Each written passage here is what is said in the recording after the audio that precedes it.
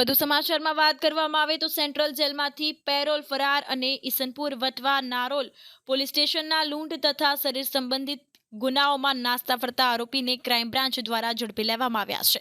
અમદાવાદથી મહત્વના સમાચાર પ્રાપ્ત થઈ રહ્યા છે। અમદાવાદ શહેર ક્રાઇમ બ્રાન્ચે નાસ્તા ફરતા આરોપી આસિફ ઉર્ફે કાણો મોહમ્મદ અલી ખાન પઠાણ મિલનગર રફીક હોટલની પાછળ ઈસનપુર અમદાવાદ નારોલ સર્કલ પાસેથી ઝડપી લીધા હતા। અંતર્ગત પોલીસે આ ગુનામાં જે વોન્ટેડ આરોપીઓ હતા તેઓને ઝડપી પાડ્યા છે અને આ અંગે વધુ તપાસ હાથ ધરી છે। ત્યારે આ દરમિયાન વટવા વિસ્તારમાં મારામારીનો એક કેસ જે છે તે તથા નારોલ વિસ્તારમાં લૂંટનો એક કેસ થયેલાની હકીકત મુજબ આ જાણવા મળ્યું છે। આરોપી વર્ષ 2010થી દાણી લીમડા પોલીસ સ્ટેશનના લૂંટ વિથ મર્ડરના ગુનામાં આજીવન કેદની સજા ભોગવી રહેલ છે। તો આ અંગે પોલીસે હવે વધુ તપાસ હાથ ધરી છે, કાયદેસરની કાર્યવાહી શરૂ કરી।